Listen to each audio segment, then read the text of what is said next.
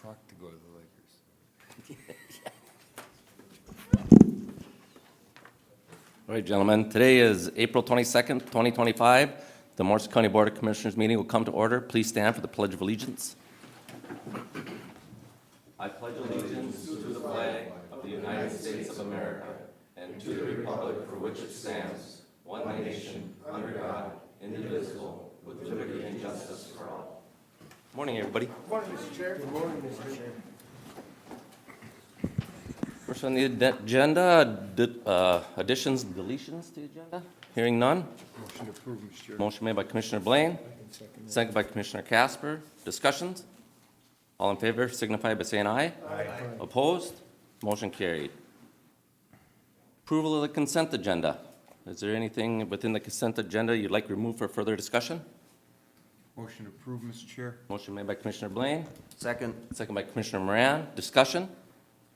Hearing none. All in favor signify by saying aye. Aye. Opposed? Mr. Chair, roll call, please. Oh, I even wrote it down here with 3 stars.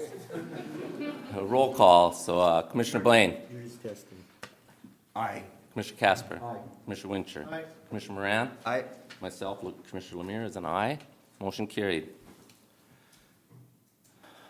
Next on the agenda, Child Abuse Prevention Month proclamation.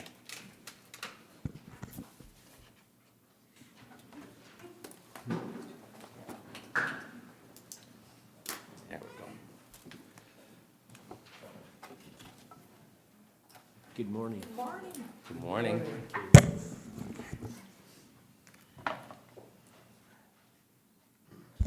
Good morning. Good morning. All right. I know I was chair short. Go for it. Morning, we have a few members from our community child protection team, which is Morrison County Family Connections. Would you like interact? Yes. Okay, Co-chair of Morrison County Family Connections Team, Logan Swenzer. I'm Katie Knettel. I chair the community case consultation team. We haven't done outreach in years, man, that was. Nathan Bertram, Health and Human Services Director. Melanie Erickson, Treasurer for Morrison County Family Connections. And Megan Holzheimer, I'm also a co-chair. Welcome. Very good, so I'll read the proclamation for you. Please. Whereas child abuse and neglect continue to be a problem within our society, and whereas April has been declared National Child Abuse Prevention Month, and whereas Minnesota has initiated many efforts to promote child abuse prevention programs within counties, and whereas Morrison County has promoted such programs and recognizes that children and families are an important part of our society, needing the support and protection of our community. And whereas Morrison County recognizes the dedicated work of community professionals, neighbors, and extended family that provide assistance to prevent and intervene in cases of child abuse and provide supports to parents. And whereas special thanks given to Morrison County Family Connections team and the interagency members for the efforts, funding, and provision of parenting education and support through Circle of Parents Support Group, social media parent education on Facebook, and child abuse prevention curriculum for the schools, as well as food and hygiene items for children in need in Morrison County. And whereas the Morrison County Family Connections team recognizes and supports the efforts of parents, extended family, friends, and neighbors of children to provide a safe and loving environment for children. Now therefore be resolved that April is hereby declared Child Abuse Prevention Month in Morrison County. So moved, Mr. Chair. Motion made by Commissioner Wincher, second by Commissioner Casper. Discussion? Commissioner Wincher. Again, I want to thank you guys for coming here and just showing what child abuse is going on in our county. Again, people just, and myself included, you don't realize that that's part of our county, and you are making a big difference for what the children in this county need, and to be helped by your, and one of my questions, if there is a problem with a parenting or a child, who do they contact, or how do they get a hold of you? So if there's ever any concern with a child, they can reach out to our agency and ask to speak with the intake worker. And who's your agency? Health and Human Services, yes. But certainly after hours, the first step would be to go through law enforcement because we realize those things don't happen just between the hours of 8 and 4:30. And so that would be kind of our point of contact for those emergency situations. Again, thank you for what you guys do for this county and for the children of this county. So again, thank you very much. Anything else, gentlemen? Mr. Chair, Yes. I'd just like to note that Morrison County Family Connections is a nonprofit organization outside of Health and Human Services. And it is a collaborative effort of many organizations in Morrison County. And it is geared towards prevention of child abuse. And so that persons that have concerns about parenting or the parenting of others, and maybe it doesn't reach to the level of child abuse, but maybe you're just concerned about your friend, family, or neighbor, that they may be struggling, I would suggest that they would look at the Morrison County Family Connections social media website, and then look into the Circle of Parents support group. We have a community member who was a former foster parent that runs those support groups. They're free. We provide a meal and childcare. And so it's a great place to get support for people that are experiencing parenting stress, which that stress can lead to situations of abuse. And so we're trying to reach out to those families before they get into that circumstance of abuse. Thank you for that, Melanie. That's Yes. great. Prevention is always more cost-effective than the other end, so we appreciate that. And I also would like to say, even my own kids, they don't understand what it's like to not have a good meal or to be able to take a bath. And I appreciate the collaboration. There's nothing better than collaboration. And we appreciate what you do very, very much. Mr. Casper. Thank you, Mr. Chair. I was just going to say, the Lord says that it would be better for a large millstone be tied around a person's neck and they be cast into the sea than to mess with one of these little ones. Thank you that you guys are there as blockers to stop the foolishness and to protect these little ones.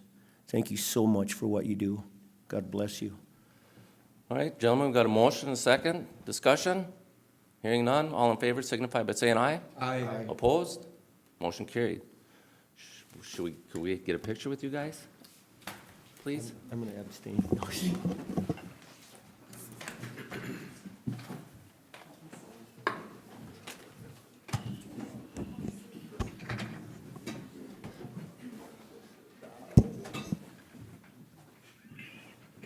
Come on in, some of you. too.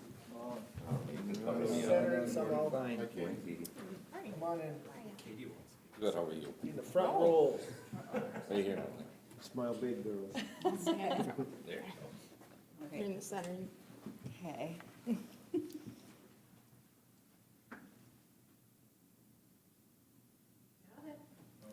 All right. Thank you. Keep up the good work, you guys. Thank you. Thank you. You too. Thanks, Ed. Thank you. Thank you.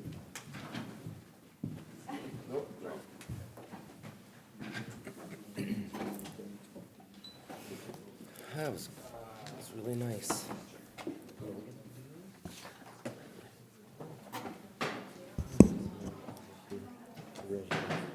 Next on the agenda, National Donate Life Month proclamation. Good morning.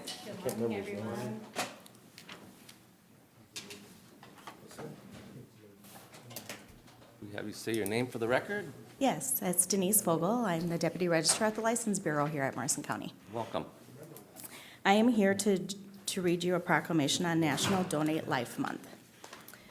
By becoming an organ, eye, and tissue donor, one individual can save and heal the lives of more than 75 people. During National Donate Life, we honor the compassion and generosity of registered donors, donor families, and living donors. We recognize the commitment of medical professionals, researchers, national partners, and all those who work tirelessly to save and heal lives through donation and transplantation. Whereas more than 103,000 Americans are currently on national transplant waiting list. Whereas another person is added to the waiting list every 8 minutes. And tragically, 16 people lose their lives each day while waiting for transplant, highlighting the urgent need for more registered donors.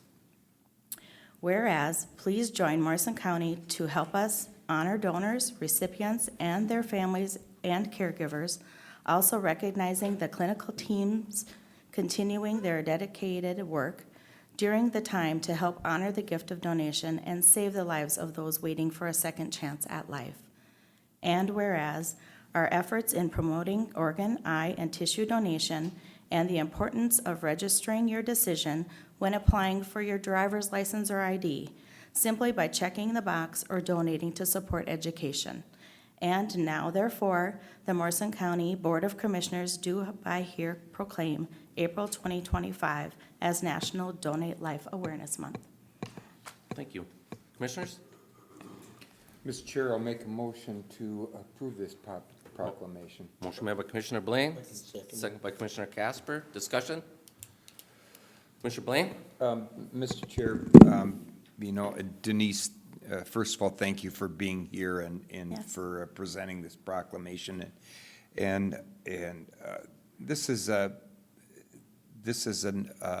opportunity, I think, for every individual within our county to look at what they can do when they no longer have that ability, but they can make that choice before their passing to give to others for the betterment of society. And I think it's important that we make this more known to the public, this opportunity, and I think that there's a tremendous benefit for those that we leave behind. So I endorse this fully. Thank you, Mr. Chair. Thank you for that, Commissioner Blaine. Anything else, Commissioners? Further discussion? Hearing none, we have a motion and a second. All those in favor of this proclamation signify by saying aye. Aye. Opposed? Motion carried. Could we Thank get a you. picture? Thank you, Denise. We get a photo op? Yeah. Yep. I see her. You were trying to I see you trying to escape. That was a good try, Denise. Yes. I think the door was closed.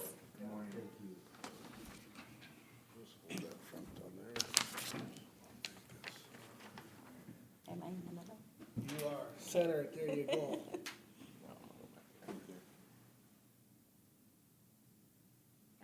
All right. Thanks, again. Denise, have a great day. You too, thank Keep up the good work. you. You guys are doing a great job down there, Denise. Absolutely.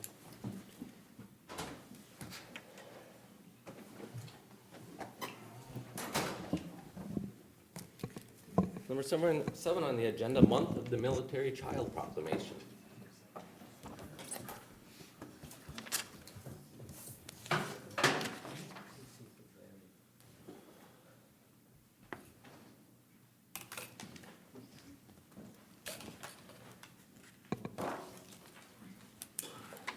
Good morning. Good morning. Mr. Chair and Commissioners, my name is Christina Vonberg, Veteran Service Officer for Morrison County, and I brought a couple with me. Jim Sigler, Assistant County Veteran Service Officer. And Nick Potter, Assistant County Service Officer as well. Good morning and welcome. Thank you. Well, we would like to Read your proclamation. read the proclamation, got it. And we're thanking the children who are our volunteers who do not volunteer for our military families. Whereas since 1986, the Department of Defense has recognized military children during the month of April because of their service, commitment, and sacrifice to supporting the Department of Defense's mission. It is important to honor and celebrate our military's youngest heroes. And whereas the month of the military child is an opportunity to remember the children's roles in strengthening the military family. The 2025 theme, Celebrating Military Children and Youth, Building Stronger Character and Relationships, emphasizes the importance of supporting the well-being and development of military children. Whereas the theme recognizes the strong and resilient military children are essential to the success of the military's mission. And whereas the living in different states, countries, and continents, military children face unique challenges that most youth their age do not experience. They are equipped to adapt and present and adapt to present and future changes, such as permanent changes of station, deployments, reintegration, care of the wounded warrior or parent, coping with the loss of the fallen parent.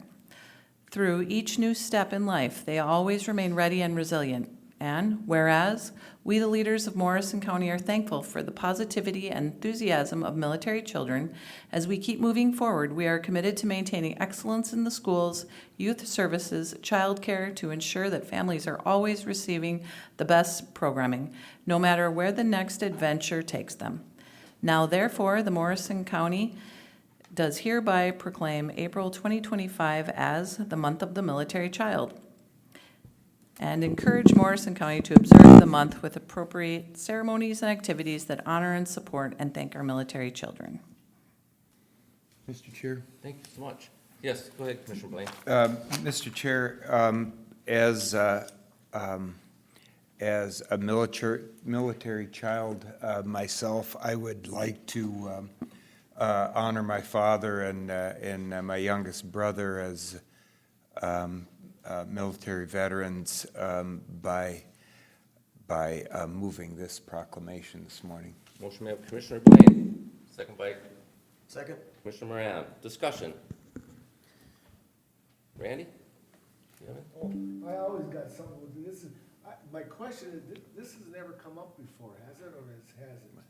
Commissioner, we did this last year and the year before, but only in the month of April. Oh, okay, I just didn't remember, but again, I don't have no idea what it'd be like to be a child in the military, but I hear and talk to other military veterans, and they're all over the country, like you said, the world, and I don't know what it would be like to move from one end to the without kind of having those roots in one area like, I did at my time. So again, I think this is very needed in this county as far as these kids, and let's honor them too, because we honor the veterans, let's honor the kids too, so thank you. Commissioner Blaine? Thank you, Mr. Chair, and although I never either had the wherewithal, the courage, or the drive to become a member of the military, I will say that I have nothing but the greatest respect for all of those who've served in the past and who are currently serving, and I think a lot of the influence that my father had on me growing up in a family with a military parent, and people that knew our family well knew that there was one thing that my father brought to the household, and that was order. There was always order within the household, and I know for sure that came from his time serving his country in the Army. So I certainly am very honored in my life to grow up in a household where that presence was felt on a daily basis, and I think this is a great honor to have this proclamation here for us today. Thank you, Commissioner. Commissioner Moran? Just one question. Is there a month of the military spouse or family overall? Because the spouse has to take care of that child, when the other spouse is gone, and that's a big responsibility, for everyone that's involved. But yeah, big thanks to all of them. Commissioner, I'm not sure if there is a spouse, but there's other organizations out there such as the Yellow Ribbon Network of Morrison County, and they support the spouses when their veteran is gone on a deployment or otherwise. So there's many organizations, but possibly maybe not a month. Mr. Chair?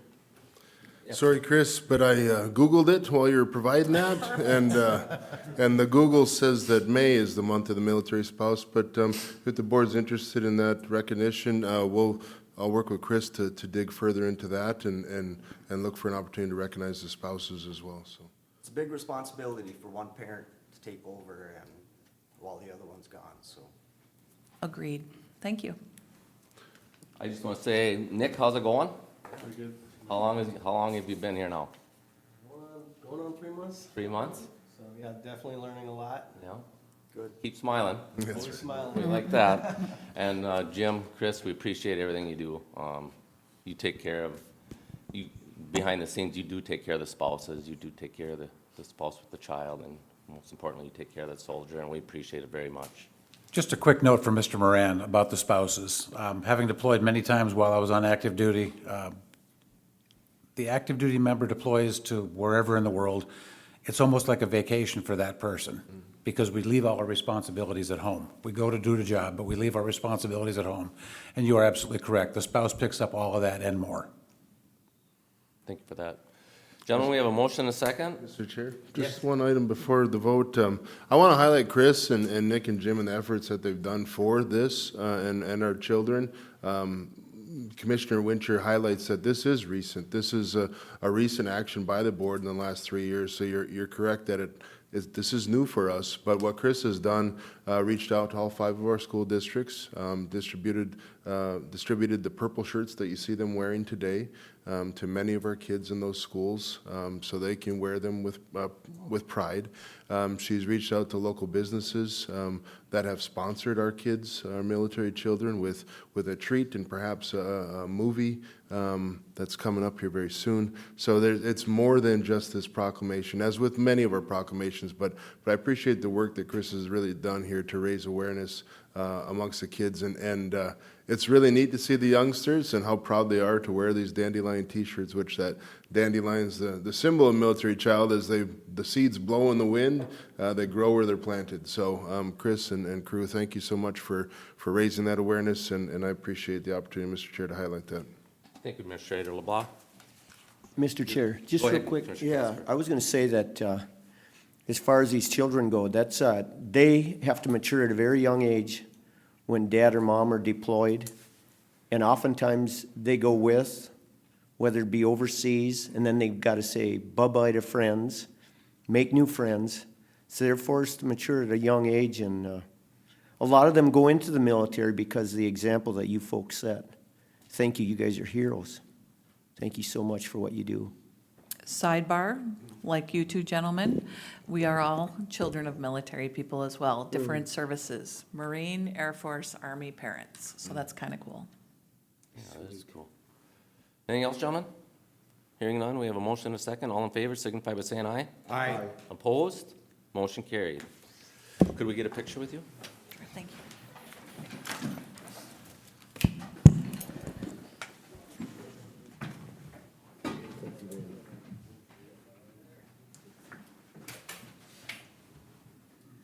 You can scan this in, this way it makes it a lot easier, we know where you're sitting all the time. Come on in the center, whoever.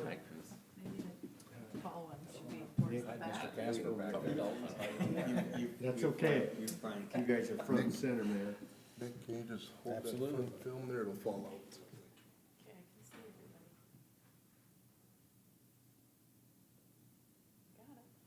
Thank you so much. Thank you, guys. Thank you. Thank you. Keep up the good work, Chris. Chris, are they wearing them tomorrow? Is that the day? Tomorrow is the big day. The children will be wearing them in all the schools. Awesome. That's great. Thank you. All year, yeah. When Janice. Yeah. All right, gentlemen, what do we have next? Crane Meadows report.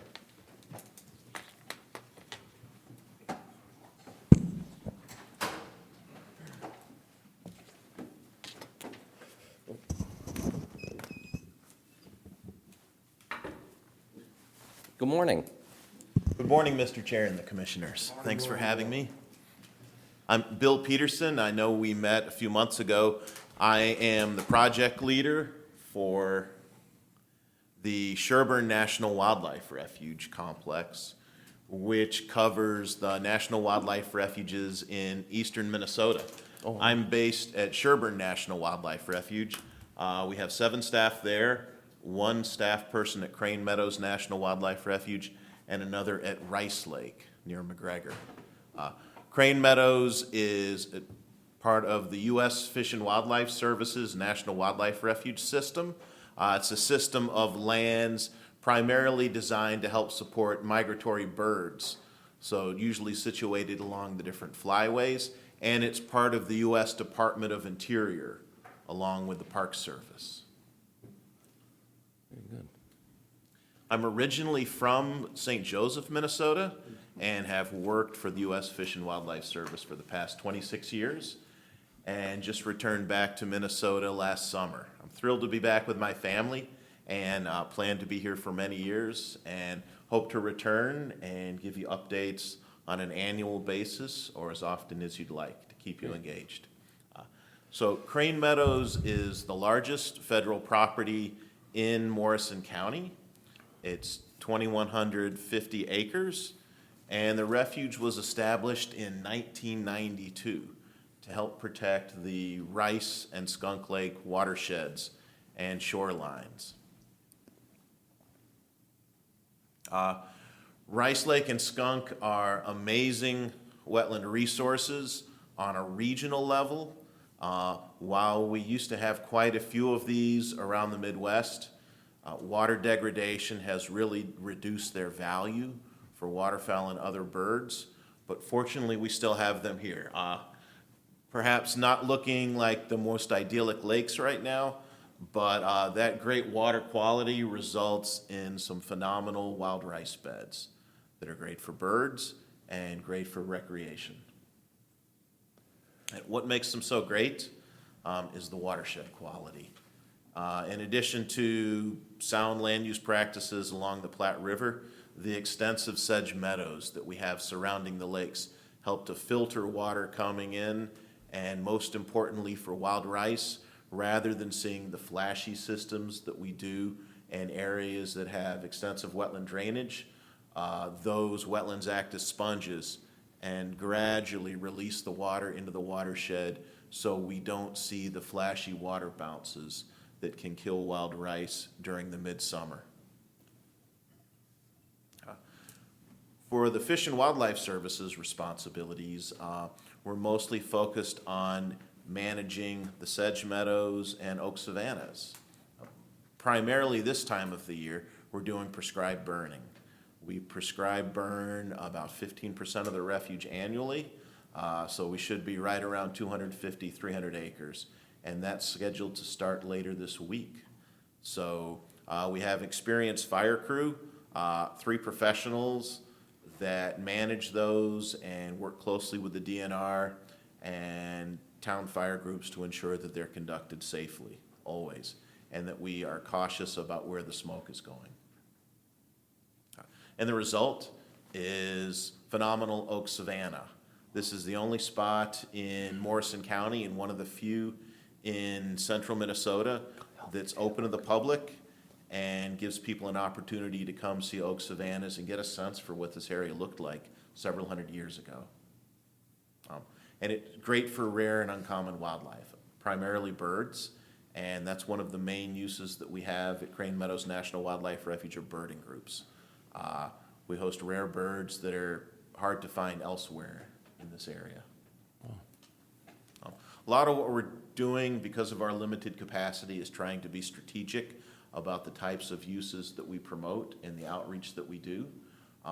One great one I'm excited to share is the work we're currently doing with the Little Falls Area Recreation Complex to apply for grants so that we can purchase cross-country skis that will be owned by the complex and used for youth cross-country skiing, both at Crane Meadows National Wildlife Refuge and elsewhere around Little Falls.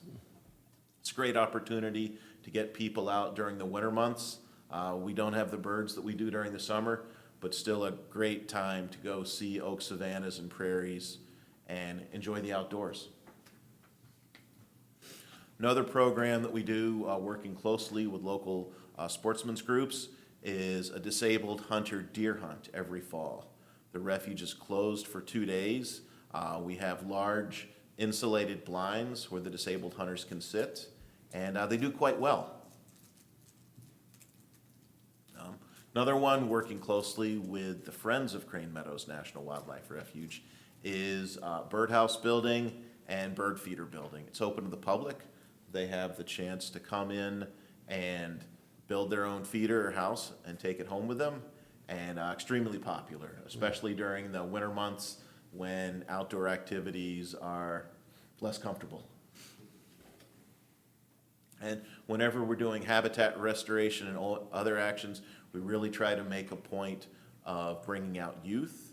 In this case, these were high school students from Royalton in 2016 that came out and helped to spread wildflower seeds as we restored a prairie along the Platte River. And also, as you recall from several months ago, the Fish and Wildlife Service administers 21 conservation easements in Morrison County. These date back to the 80s and 90s. They were voluntarily put into place by the landowners at that time and the U.S. Department of Agriculture as part of a farm debt restructuring program. At the time, the Department of Agriculture transferred those easements to the Fish and Wildlife Service for long-term administration. They're perpetual easements. And I'm the point of contact for any questions or concerns about those. Landowners continue to have exclusive rights for access and some types of management and uses, hunting. We can work with them to do grazing and haying, usually later in the summer, to make sure they're not impacting birds, and they remain private. Occasionally, we have exchanges, such as the one south of Sobieski, to accommodate public safety types of programs, such as the bridge widening. That's it. While I'm based at Sherburne National Wildlife Refuge, I'm often here, and I have my contact info there. I encourage you to contact me anytime if you have questions or concerns. Thank you so much for this presentation. Gentlemen, any questions? Commissioner Winter. Comment, Mr. Chair, that it's a hidden gem where you make the birdhouses and because I took the grandkids out, my wife and I, unbelievable of show that people that were out there. But again, I don't know when you promote that, but we made it out there a few years ago, and it's just the kids really enjoyed that. And you're basically they're kind of pre-made, the birdhouses, and they're not using power tools per se so much. But yeah, what a nice thing that you do for the Thank you. area. So Yeah, we promote things on our website and share that, and the Friends of Crane Meadows National Wildlife Refuge has a Facebook page, which actually does a great job of reaching out to new families in particular that are looking for opportunities to get out with them. Our next event on May 10th is a bird hike that I showed in one of those photos. We provide binoculars and have expert birders there to help novice birders learn about some of the unique animals we have out at the refuge. Commissioner Blaine? Thank you, Mr. Chair. Mr. Peterson, thank you for being here this morning. Two quick questions on access out there to help the general public out there. So this National Wildlife Refuge is, you said, is open to the public and is open to the public without charge, correct? Correct, it's free.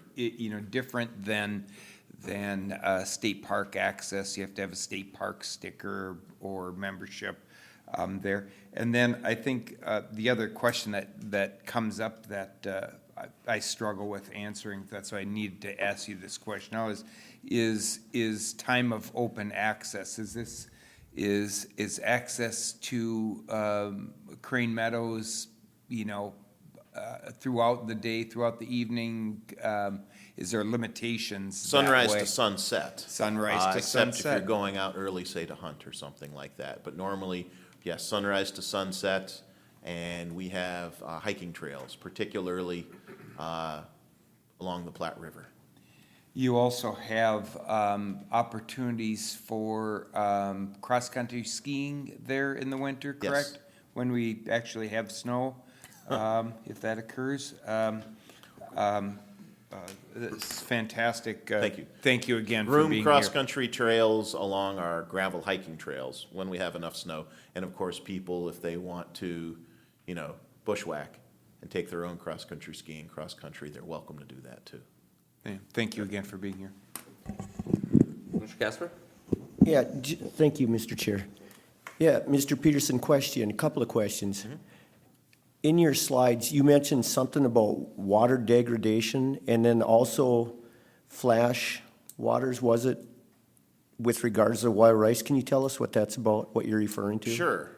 So Please. wild rice is a quite sensitive crop. And early on, as it's sprouting from the bottom, it's an annual. As those seeds are coming up, we need clear water so that it can photosynthesize and make it to the surface. By and large, the Platte River watershed is in good condition. The waters remain clear, and so the lakes remain clear and not turbid, and so the plants can easily photosynthesize and grow. The most sensitive time for wild rice is during July, when the leaves are laying flat on the surface before they get a little bit of extra growth and stand erect and start to go up. If we have water levels fluctuations, especially a bounce after a rainstorm, when the grass is lying flat on the surface, it can easily drown out and kill the wild rice. Okay. That's more of a problem in areas where you see a lot of extensive ditching and tiles because the watersheds are flashier. While we have some of that, of course, along the Platte River watershed, we still have extensive sedge meadows that slow down the runoff, act as filters, and the water is released more gradually versus the bounces you see if you were, say, to get further south and west in Minnesota along the Long Prairie River, say. So we're very fortunate. It's those sedge meadows that help to keep the lakes so healthy and clear. And we have them in abundance. Mr. Chair, one more question. What about, is the public open to go wild ricing there? Is that the case? Yes. The lakes are owned by the state, and so you need to get a state permit for that. Sure. But yes, they are open. Very good. Thank you, Mr. Peterson. Thank you, Mr. Chair. Anything else, gentlemen?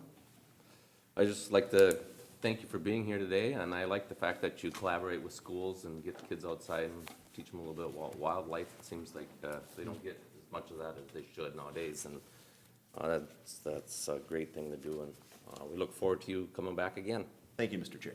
You can come back anytime if you have something that you'd like us to know or Will fill us in do. on. I will check in with Tabitha and plan on every spring. That'd be awesome. Appreciate that. Thank you. Thank you, Mr. Peterson. Have a great day. Thank you, you too.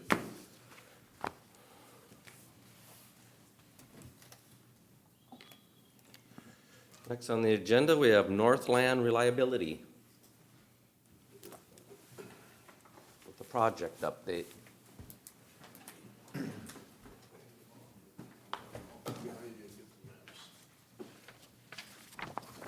Good morning. Good morning. My name is Brian Hunker, and I work for Great River Energy. And I Welcome. know I have provided an update on the Northland Reliability Project in the past, so I appreciate the opportunity to give you a quick update on the project. So you guys have the PowerPoint presentation and the map as well. As a recap, the Northland Reliability Project is a high-voltage transmission line that extends from the Iron Range substation down to the Big Oak substation. Big Oak substation is actually going to construction this month under Xcel Energy, and that's a part of the Alexandria to Big Oaks project. So this is a new double circuit 345 kV transmission line, and it's roughly 180 miles long. And it's co-located or rebuilding existing transmission for roughly 90% of that 180-mile-long route. We are expanding the Iron Range substation right outside of Grand Rapids, as well as the Benton County substation just outside of St. Cloud. The Cuyuna Series compensation station right in the middle of the project, that's up in the Riverton area. That's going to be new under this project. And then again, that Big Oaks substation is built by Xcel.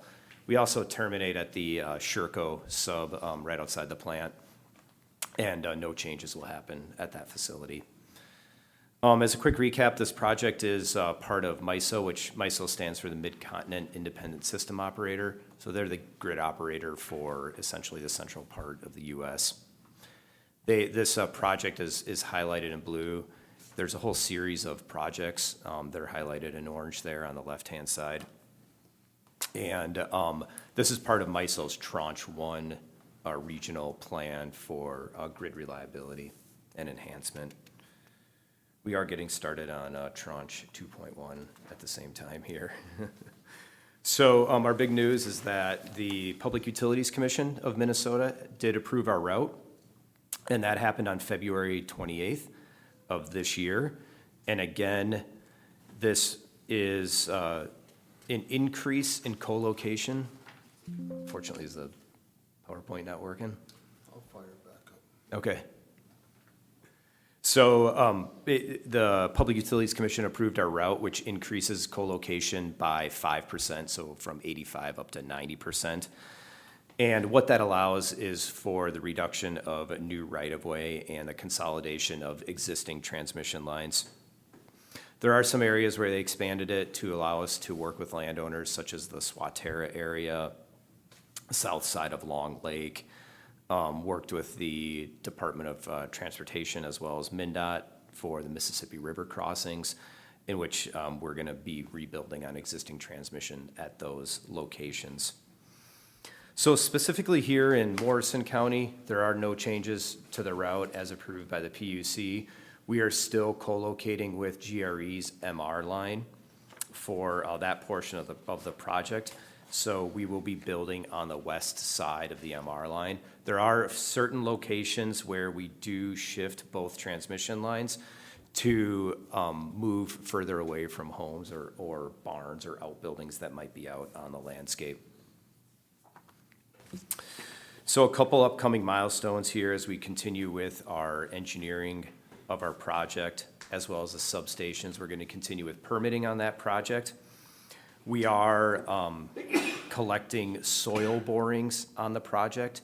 So from the Benton County substation south, we have collected soil borings. Now we're working Benton County north.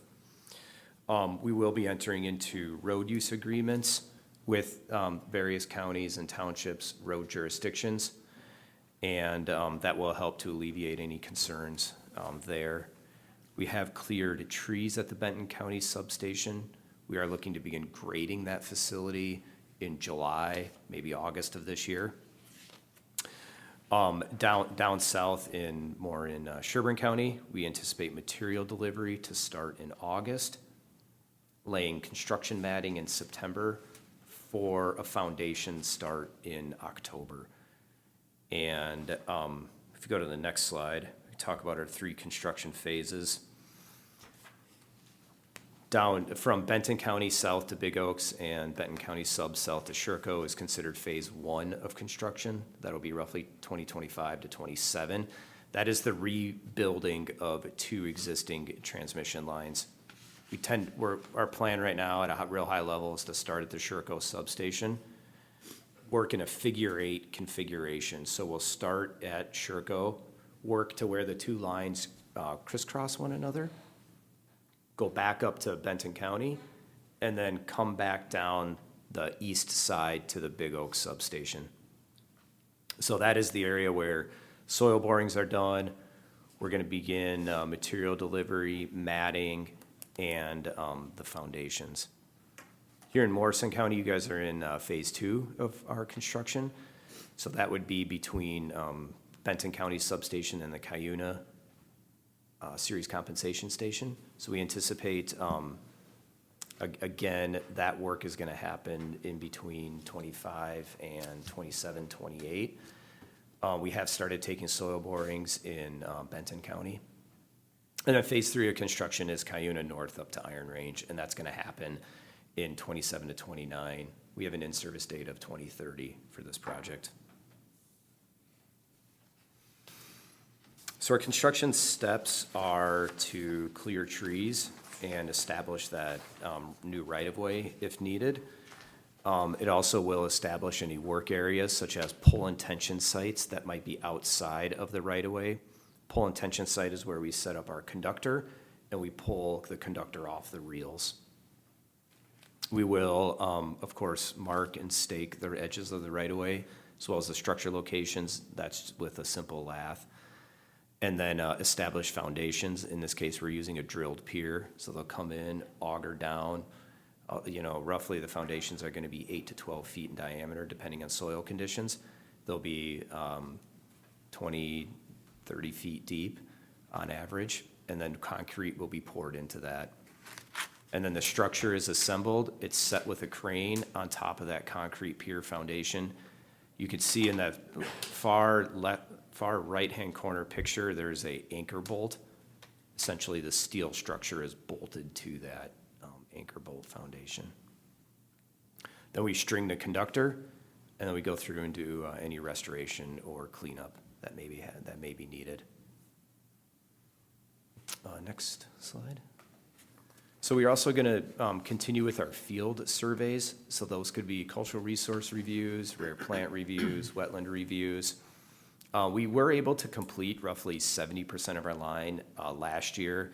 We do need to do a few surveys in areas where the route has changed. Again, that's mostly in that Cuyuna-Riverton area, and then on the east side of South Long Lake and Upper South Long Lake. Next slide. We have started our real estate process, so many of the landowners have received their option documents, and those are under review with landowners. Those options will be transitioning to easements, and then the easements are recorded with the landowners. Here in Morrison County, we've had pretty good success with our options as well. So again, we are continuing to work with landowners, both for the easement areas as well as survey access. So all of our landowners are contacted prior to going onto their property, and then once that option is transitioned to an easement. So just a couple notes about what folks can expect during construction. Of course, they'll see construction staking. That could be lath out on the landscape. They'll see sediment and erosion control, BMPs, a silt fence, a straw wattle. They will see increased traffic as far as moving equipment around, moving crews around, moving materials around. If we're stringing across a road, we do not like to close roads, but there might be a temporary lane closure. We will work with the appropriate authorities for that to happen. Right now, our working hours are going to be roughly 6 days a week, Monday through Saturday, 12 hours a day, 7 a.m. to 7 p.m. As well as they'll see, probably the most visible thing that they'll see out on the landscape is a vegetation clearing. So that's be tree clearing, especially in the new right-of-way areas. Next slide, I think, is our contact information. So we've had our project website. We keep that updated with mapping. We do have an interactive map, so Google Earth type interface on there where folks can print off an area of the route that they're specifically interested in. They can also leave a comment on that interactive map. Myself, I specifically receive all those comments and address them.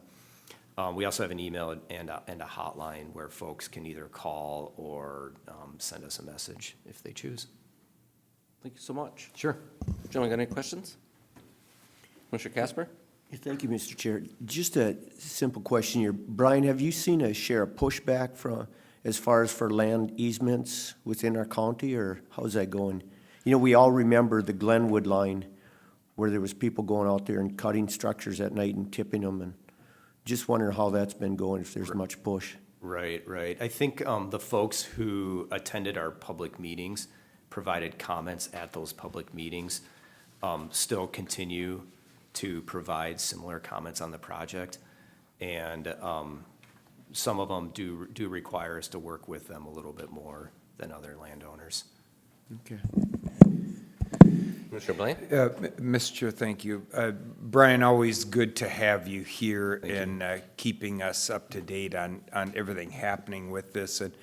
And in respect to our county residents here over in Commissioner Casper's district where this line is going through, And you had listed the timelines there, you know, in 2025, there's work that's going to be done over there in this part of the line. So for those residents, realizing this is, you know, this is a joint project between Great River Energy and Minnesota Power, but will some of this work or a portion of this construction work be done by subcontractors? Will they be seeing? Will they or may they be seeing trucks, vehicles, individuals from, let's say, a subcontractor that they're maybe not seeing the GRE logo on or the MP logo on? Absolutely. So for our field surveys, that might be the first crew of people that might come through. We are using contractors such as HDR Engineering for cultural resources review, as well as Midwest Natural Resources for our wetland delineations, rare plant reviews. The next phase of folks that will come through will be Westwood Professional Services, and they're our staking survey contractor. So they'll stake our structure locations that are then reviewed in the field with the landowners. Braun Intertech is taking our soil borings, so they're probably going to be the first, I'll say, big rig that you see coming through, or that landowners might see coming through. And so they're taking soil borings, which is usually a pretty narrow tube, 2 to 4 inches, and they grab the soil profile as well as water levels. That guides our foundation design, and that will help dictate foundation diameter as well as depth. Our contractor on this project is Michaels, and they plan to do the foundation installation as well as the structure erection and wire stringing. So that'll probably be the last contractor that they'll see. And the first action that Michaels will do is they'll start laying matting down. Okay. Oh, I'm sorry. Michaels has hired a sub, which is called Northern Clearing, and they are the tree clearing contractor. Yes, thank you, Mr. Chair, and thank you, Brian. And that just helps us with that communication and coordination when we hear those comments or those questions from residents. But once again, always good to have you here and keeping us abreast of what's happening with the project. Commissioner Casper? Thank you, Mr. Chair. Just a question, Brian. I understand it's taking off from the Iron Range sub. Is that right by the Blackberry sub of Minnesota Powers, or where is that actual location? Exactly, yeah. So Blackberry is the relatively new sub that was built under the Great Northern Transmission Line project. Sure. So Iron Range is the one that's just due east of it. It's kind of up the hill. Very good. And then the Iron Range substation specifically is going to be expanded, I'll just say mostly in the southwesterly direction of that property. Yes, go ahead. One more question. So I understand you're calling this Cuyuna Range Compensator Station. What does that mean, compensator? Usually we hear about a substation. What's a compensator station? I'll have to bring in somebody else to fully answer that, but my understanding is that it's placed roughly in the middle of the route. So it's placed roughly in the middle of the Iron Range down to the Benton County substation. And if I had to wager a spitball answer here, it's to stabilize the voltage on the line. Okay, very good.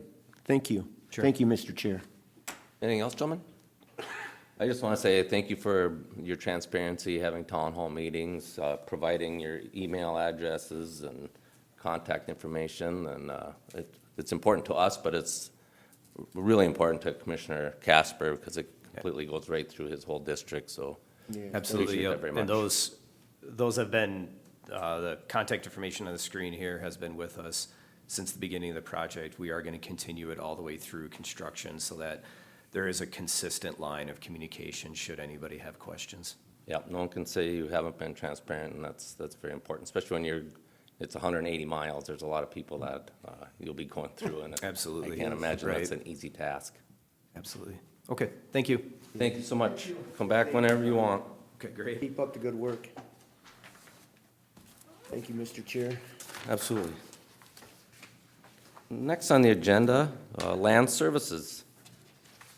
Good morning, Amy.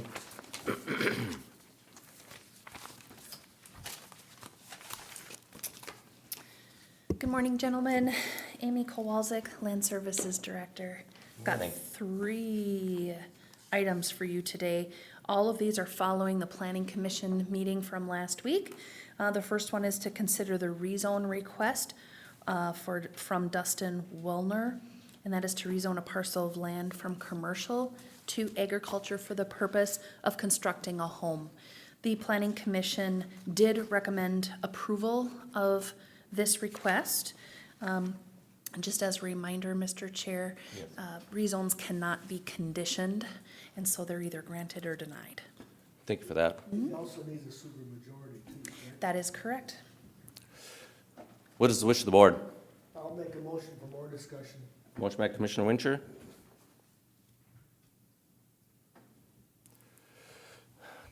Can certainly second that motion. Second by Commissioner Casper. Discussion. Commissioner Wincher. Thank you, Mr. Chair. Again, I attended the meeting. The Little Falls Township was there. Again, and I don't know if you guys received an email from him in the last 2 days or 3 days from the applicant here for the rezone. He sent me one, so, because again, it's in my district, and they said that they're cleaning up, they removed some cars, blah, blah, I'll use the word blah, blah, blah, I don't know how I can't remember all what it said, but, they had 100 and some vehicles in there. There was some, good feedback from the township, and they kind of like to say when they were for it, then they were kind of against it, so I'm not for sure, where they stand. I believe they did vote against having the, request done. So, as us board, we're gonna have to make that decision to do it. And I'm gonna ask this question, if I may, to Amy, Yes, go Mr. ahead. Chair.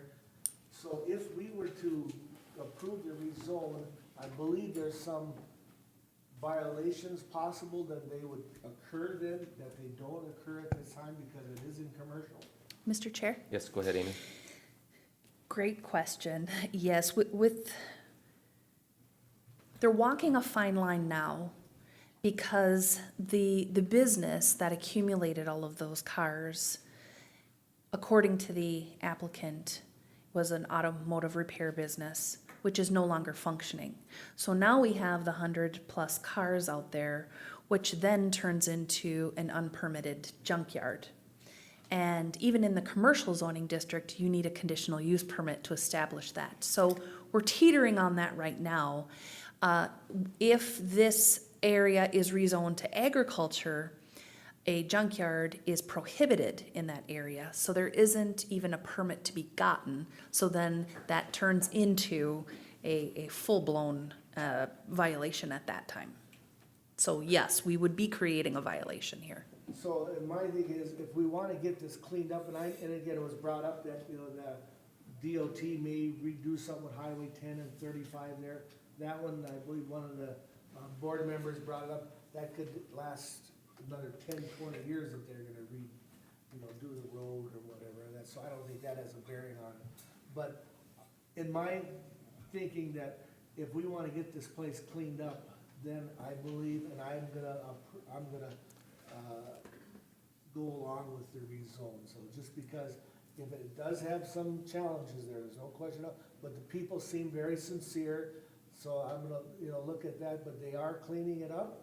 And if they don't, if it is commercial and now it's ag, now we can make sure it gets cleaned up in the future. So it would be a lot more, it'd bring up everybody's, hopefully, their attitude towards the area around them, so it wouldn't be so junky. So that's all I have to say on that. Any other discussion?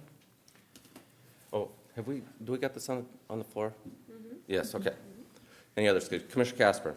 Thank you, Mr. Chair. Just real quick, Amy, so if it becomes rezoned as ag, so are we able to, at that time, set a stipulation for cleanup? Mr. Chair? Yes, Amy, I'm sorry. Essentially, we would initiate our violation process like we do with any other. They'd receive a first notice of violation and be given a time frame in order to remove everything that makes that a junkyard. And then we would be shepherding that through the violation process. Just to. Commissioner Winchell. Oh, I'm sorry. Oh, go follow up, to Bobby. I'm sorry, I thought you were done. I'm sorry, just a follow-up question. So do you have a date set already in your mind, or how do you go about determining that? Mr. Chair? Yes, Amy. Generally with junkyards, they didn't happen overnight, so they don't get cleaned up overnight. Because it costs money. A lot of people have the understanding or belief that they're gonna make a ton of money from this. Well, by the time they scrap out everything that needs to come out before those cars can be crushed and hauled away, it's costed them money. And so generally, this is a very slow process.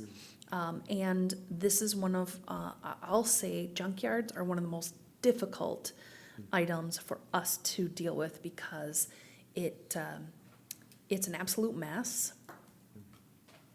It costs a lot to get rid of. And so the process is slow. Very good. Thank you. Thank you, Mr. Chair. Commissioner Winchell? And then also the applicant made it, and that's another question for Amy, is that they want to build a house on here. Yes. So if we decide that this goes through as ag and they can build a house on it, what stipulations would they have to get that permit? Is there gonna be something there too that, okay, we're just not get an over-the-counter permit? Mr. Chair? Yes. Unfortunately, we don't have any provision in our ordinance where they have to be in compliance in all other aspects of their property before we would grant a permit. So if they apply for a permit and that permit meets all setbacks and meets everything, we have no basis to deny that. So we would be granting a permit to build a home and then also in an enforcement action for the cleanup of the property. Commissioner Blaine? Well, that's kind of where I was going to go with this, and I guess I'm having a little bit of anxiety about the ability of us as a governing agency to be able to grant a permit to a violating property, and I don't necessarily want to dive too deep into the rabbit hole there, but I'm questioning if that's something that we need to look at addressing into the future to possibly give us a lever that we can utilize in that fashion. But if that's the way it is now, then we'll abide by the letter of our ordinances. I guess the other question that I would have is liability, or maybe liability may not be the right word, but a lot of times when we have I'll say junkyards or places where there's been tremendous amount of vehicles that have been accumulated over time, that there may be environmental issues that are soil that's compromised because of leaking oil fluids, things like this. Do we have any right to require the property owner to mitigate those, even if it's on their own property? Mr. Chair? Yes, Amy. The short answer is no. That would move over into the Minnesota Pollution Control Agency requirements for hazardous waste and soil contamination. Mr. Chair, if I may, Yes. the other thing is this is a rezone request. We're not bound by the 60-day rule like we are with everything else. So I think it might be okay if I suggested that you table this and for 30 days, and there can be a directive to the property owner to, within that time, before you make a decision on the rezone, that they really buckle down and make good on the claims that they're making about the cleanup of the property, and this could be revisited. Mr. Blaine? Well, and I think that can be valuable advice, and to make sure I'm understanding your proposition to us, in the sense that this would give us 30 or 45 days of a window to see what kind of progress we could expect to see on addressing what would be a potential violation. Mr. Chair? Yes. According to the applicant, they have people on site right now that are living on site in campers that have been hired specifically to do this work. So if that is the plan, they're already on site and ought to be and should be cleaning this up, and so there should be some substantial progress within the next 30 days. Mr. Chair, if that's the case, then I would move that we table this for a minimum of 30 days. 45 would maybe give us a greater window to look at, and then revisit this with further information, and to be able to make probably a more correct decision, responsible. Thank you. Mr. Chair? Yes, go ahead, Commissioner Moran. This was approved by the Planning Commission? It was recommended for approval, yes.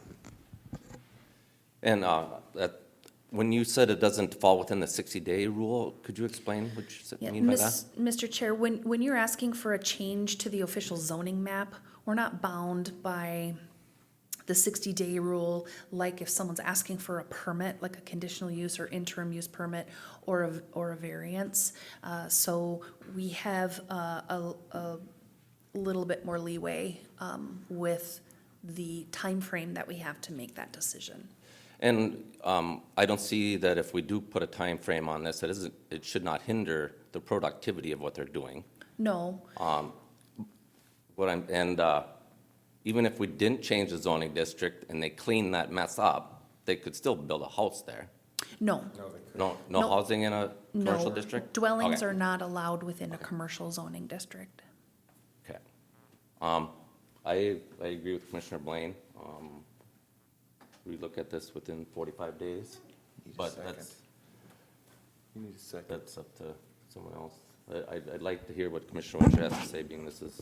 Well, again, if I thank you, Mr. Chair, and I don't know if it was suggested, you cannot, they could have not tabled it when they came to the Board of Planning Commission to table there, so to see how they did. That was one thing they could not, we can do that, they could not. Mr. Chair? Yes. They certainly could have. I don't think it was on their radar screen, and I didn't suggest it. But they certainly could have. And I believe, if I may, that the applicant stated the reason why to proceed with this is because then they can move forward with the building site. I don't know if that was possible, because that's what I'm on it, because if we delay it for 30 days, then they can't start rounding up contractors or whatever. And the reason I think we should move forward with this is because the fact that I think it's beneficial for the county that we can start cleaning this up, because we would then take authority over it, where now it's just gonna sit there, and if they don't move forward, again, the township really doesn't, and you're saying that they're walking a fine line, so, I mean, it needs to be cleaned up, and that would be the only way we could clean it up, is if it goes to ag, I think. Mr. Chair? Commissioner Moran? Yeah, on top of that too, there's a short period here in Minnesota to build, and if we postpone him for another 45 days, it might postpone his contractor, you know, we don't know these things, but yeah, I'm agreeing with Randy. It's gotta get cleaned up and you know, and then if it's not cleaned up after it's zoned agriculture, there's a process to go. I think we've done it with the junkyards already, and, if it doesn't cleaned up, it'll go through the process. Go ahead, Bobby. Mr. Chair, thank you. Or Commissioner Casper, sorry. That's all right. No, so is it possible, if we move forward to allow them to rezone, can we set a stipulation that within a time frame you're saying, no, we can't? We're just Mr. gonna Chair. Okay. Yes, go ahead, Amy. Yes, with a rezone, you cannot give them any conditions. So it just depends on who you want to burden. If you want to burden our office with this, or if you want to burden the property owner with it. Okay. And that's my Thank you. concern. We've dealt with, and Ed's right, we have dealt with junkyards before, and it's not easy. No. If they don't clean it up, then we gotta take them to court, and then just lots of time and energy wasted on that. And I think, 30 days to prove that they are gonna do what they're gonna do, I don't think that's unreasonable. I think it shows a little responsibility on us that we're not gonna automatically change from a commercial to an agricultural zoning district and immediately create, not illegal, but a wrongful, junkyard within a residential or agricultural zoning district. I do believe, I watched the planning commission, and I do believe these people are sincere. They want to get this cleaned up, and they want to make a nice home out of it. And I agree with Randy, too. We want this cleaned up. I just would like to make sure we have some good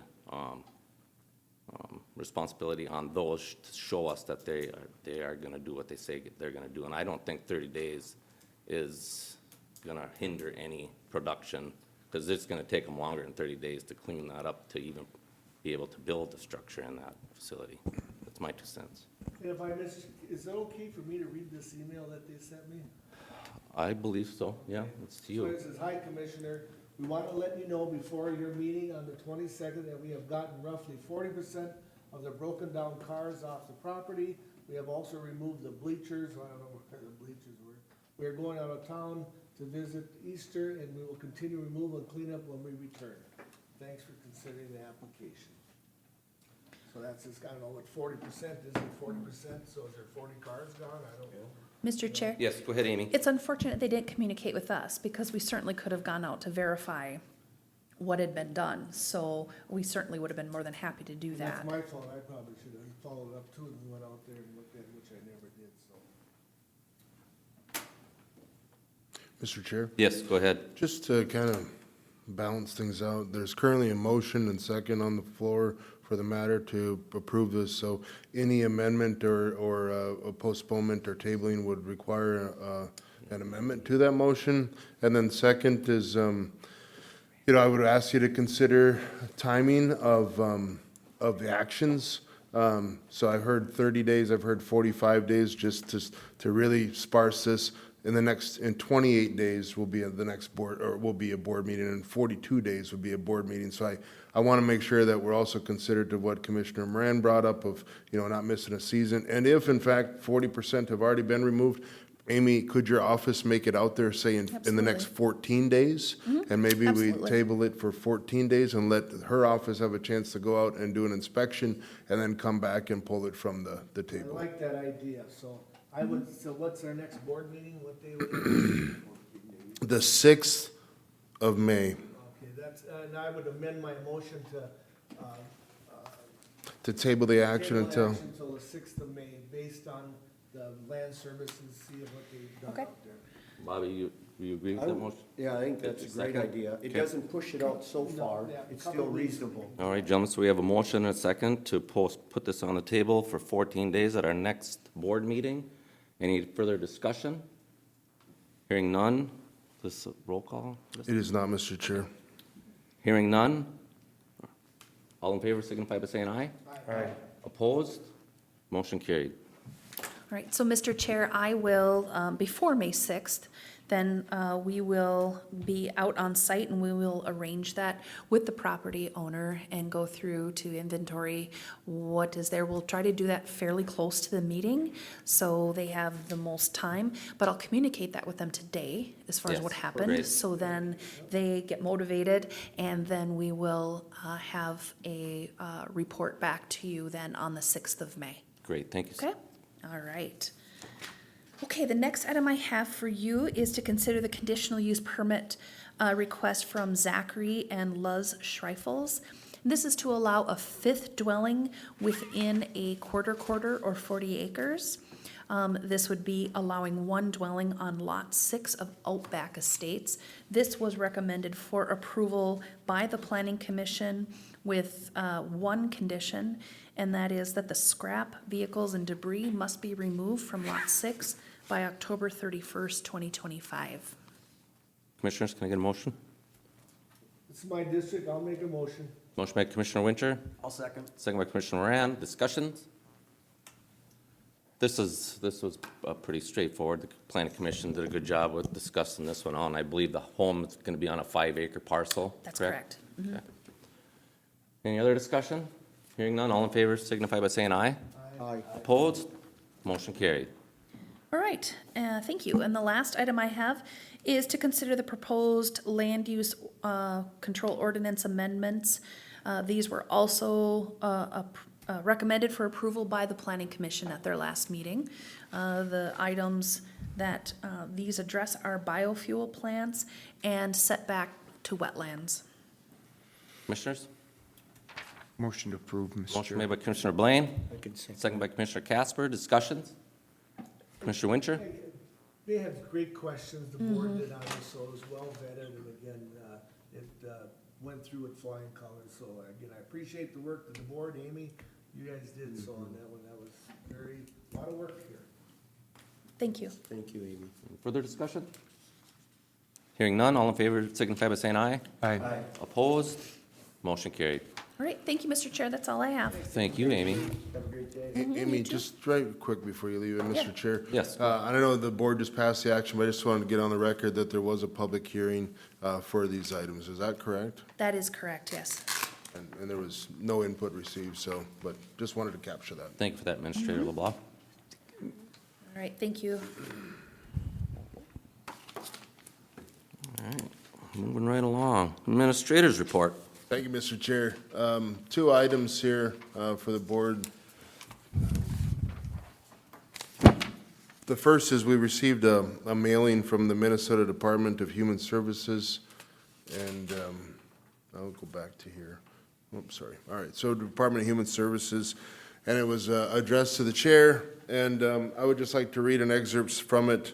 Dear Commissioner Lemire, I also received a copy of it, and it's accolades to our staff, so I just want to share with others. It is my pleasure to commend you and your staff for perfect performance in meeting the Department of Human Services financial reporting requirements for calendar year 2024. All key quarterly fiscal reports for programs your county participates in were submitted to our Financial Operations Division on or before the report deadlines in perfect order. This effort required submission of 32 major reports covering the 4 calendar quarters of 2024.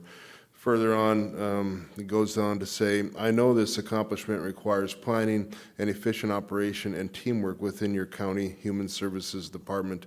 The result is timely revenue for your county and compliance with federal reporting for us at the state.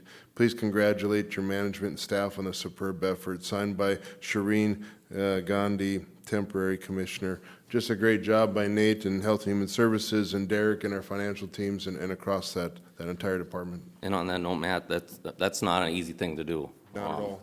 That Health and Human Services Department, there's multiple avenues that they have to go down, and they've always done a great job, and they continue to do an exceptional job, and I'd like the board to recognize them and to thank them for the job that they've done.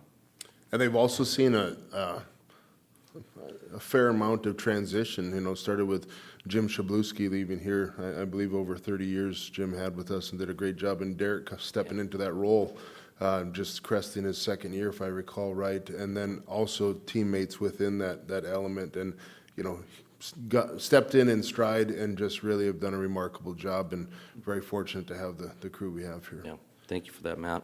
Second item I have is, I'll just go a little bit back in time. 2 weeks ago, I brought to the board a resolution of support that we received from Great River Regional Library addressing Minitech. At that time, board had asked me to have the representatives from Great River Regional Library return and provide further explanation of what the request of support is, which they did last week. And now here, because that was planning, the action comes back before the board today. As I understood, there were no further questions for Great River Regional Library.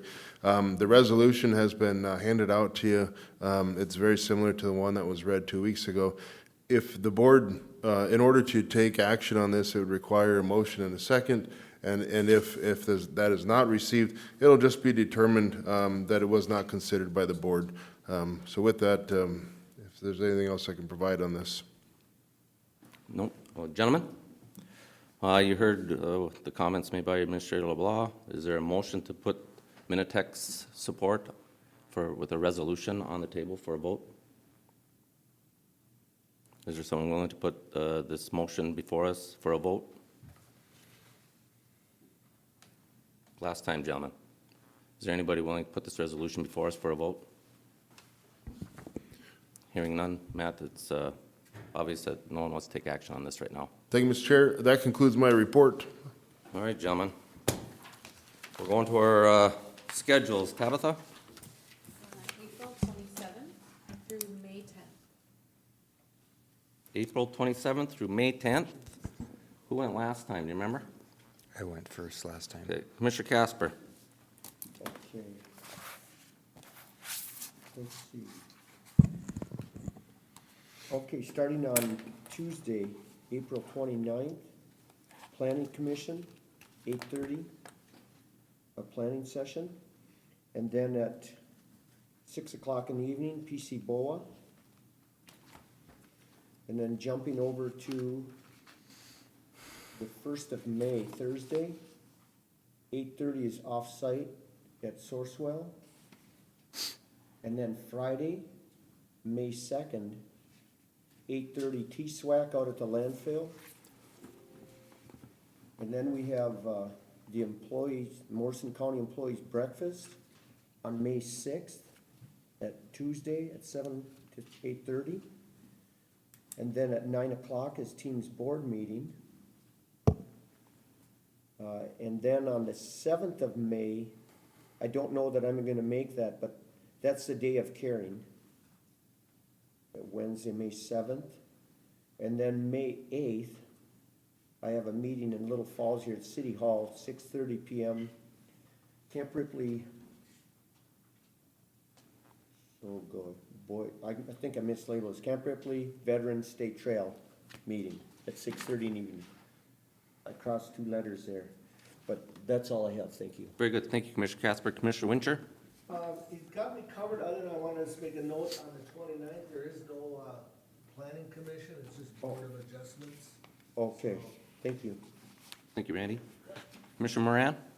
Just one note, there is the 30th, Wednesday, there's a school update at the high school, if anybody's interested in what's going on, Independent School District 482, Thank you. What time was that? 7 o'clock at the auditorium.